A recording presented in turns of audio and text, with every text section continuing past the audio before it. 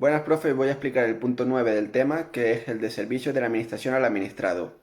Yo lo he dividido en 5 puntos, el cual el primero de ellos es el derecho de la información, el segundo punto es la información administrativa y la fuente de información empresarial, luego ya pasaría a los boletines oficiales del Estado, el cuarto punto va a constar de gestión y actualización de la información, y para acabar el trabajo será personal al servicio de la administración.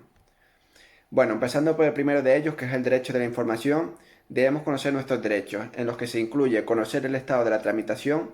¿Qué quiere decir esto? Que si nosotros tenemos en trámite algún documento, nosotros tenemos el derecho a conocer el estado de cómo está. También tenemos el derecho a identificar las autoridades y al personal, utilizar lenguajes oficiales como pueden ser el castellano, el gallego, el catalán, formular alegaciones y aportar documentos, pero sin embargo no debemos presentar documentos que no sean exigidos.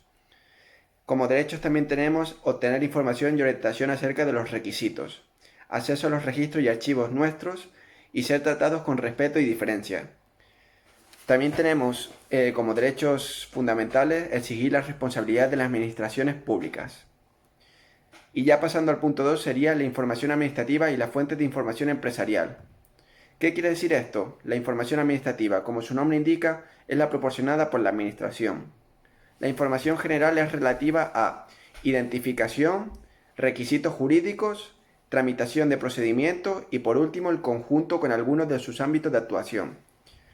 Y ahora, ¿qué quiere decir la información administrativa? ¿Qué es? Pues la podemos definir como la información particular relativa al estado o contenido de los procedimientos en tramitación y a la identificación de las autoridades y personal del servicio de la administración bajo cuya responsabilidad se tramitan los procedimientos. Esa es la definición de información administrativa. Luego, como punto 2, tenemos la fuente de información empresarial.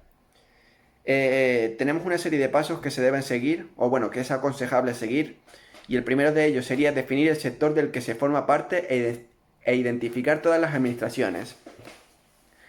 Como segundo paso tenemos saber cómo está organizado el sector empresarial al que se pertenece y estar atentos a cualquier novedad. El tercer paso que se requiere es saber dónde buscar la información que nos afecta directamente. Es importante tener unos puntos informativos de calidad, ya que no se debe fiar de cualquier medio, porque debemos tener información contrastada y verídica. Luego tenemos identificar departamentos a los que nos debemos dirigir, las principales bases de datos a las que nos tenemos que dirigir. Saber cómo buscar la información y se trata de no perder se trata de perder el menos tiempo posible. Y como último punto tenemos definir nuestras fuentes de información y seleccionarlas de manera adecuada. Como veníamos hablando antes, tener fuentes de informaciones verídicas y que sean adecuadas. Luego tenemos dos tipos de fuentes de información. Tenemos las fuentes de información impresa y las fuentes de información digital y electrónica, que es la más moderna y la que más se está utilizando ahora porque es más ágil y más rápida. Empezaremos hablando por las fuentes de información impresas. Las fuentes de información impresas deben constar de dos principios, que es el de credibilidad y el de legitimidad. ¿Qué quiere decir ser credibilidad? Que debe dar confianza en medida que la información cumple con las expectativas en ella. Y legitimidad quiere decir que lo informado sea cierto, veraz y digno de ser informado. Por ejemplo, las actividades que se publican en el BOE son actividades legítimas porque son publicadas en un boletín oficial del Estado y no pueden ser engañosas. Pero en cambio hay otros medios de comunicación que divulgan información y en cambio es totalmente falsa. Luego tenemos la fuente de información digital y electrónica. ¿Cuáles están? Dentro de la fuente de información digital y electrónica encontramos las personales, las institucionales y las documentales. ¿Qué quiere decir las personales? Que están sujetas por su actividad personal o profesional. Las institucionales, como su nombre indica, es la correspondiente a colectivos o asociaciones identificadas que generan o contienen información. Y por último están las documentales, que es todo soporte que genere o suministre información y sea considerado como un documento. Por ejemplo, tenemos el artículo de una revista científica o expedientes de las administraciones. Bueno, luego ya pasamos al punto 3, que son los boletines oficiales del Estado, el cual tenemos el BOE, que es el más conocido de todos y en el cual últimamente estamos muy atentos debido a la cantidad de decretos que se están publicando por el COVID. Luego tenemos boletines oficiales ministeriales y los boletines oficiales de las comunidades autónomas, que eso ya se dividen dentro de las comunidades autónomas sus propios boletines. Luego tenemos boletines oficiales de las provincias e incluso boletines de los ayuntamientos. Y luego tenemos el Diario Oficial de la Unión Europea, que sus siglas son DOUE y son muy importantes también. Luego tenemos dentro del BOE distintos tipos de secciones. Tenemos las disposiciones generales, que son las disposiciones más importantes que están a día de hoy. Luego tenemos las autoridades y personal. Tenemos el punto 3, que son otras disposiciones. El punto 4, que sería ya la administración de justicia. Y por último el quinto, que serían los anuncios. Luego ya pasaríamos al punto 4, que sería la gestión y actualización de la información.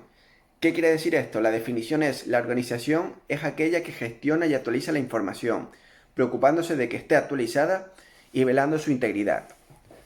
Dentro del punto 4 tenemos la gestión de la información.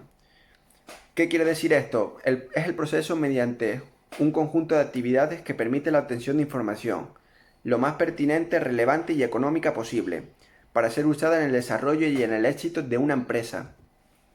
Dentro del punto 4 también tenemos la actualización de la información.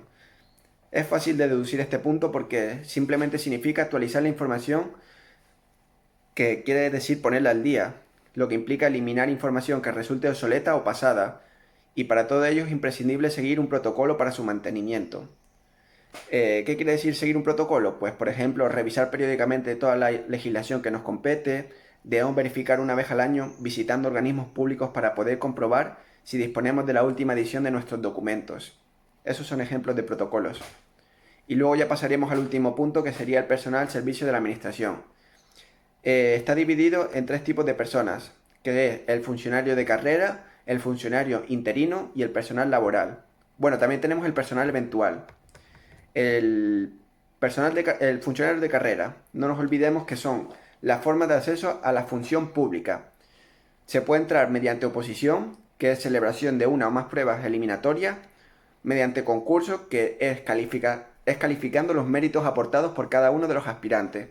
Y luego tenemos el concurso de oposición, que es la combinación de los 2 puntos anteriores. Esto es mediante los funcionarios de carrera. Luego ya tenemos a los funcionarios interinos. ¿Qué significa esto? Que por razones expresamente justificadas de necesidad y urgencia son nombrados como tales para desempeñar las funciones propias de funcionarios de carrera. Son como suplentes que están ahí esperando a desempeñar las funciones de los funcionarios de carrera y que solamente se les necesita cuando es de necesidad grande o de alguna urgencia. Luego tenemos al personal laboral, que presta servicios retribuidos a la administración pública mediante un contrato formalizado por escrito, y las leyes de la función pública determinarán los puestos de trabajo desempeñados por estos trabajadores. Y luego ya por último tenemos al personal eventual, que son empleados públicos que se nombran libremente en régimen no permanente. Ocupan un lugar de trabajo de confianza o de asesoramiento no reservado a funcionarios. Un ejemplo de ellos pueden ser los asesores y los secretarios de ministro. Y con esto ya habríamos terminado de explicar el punto 9 del tema, que es el de los servicios de la administración al administrado.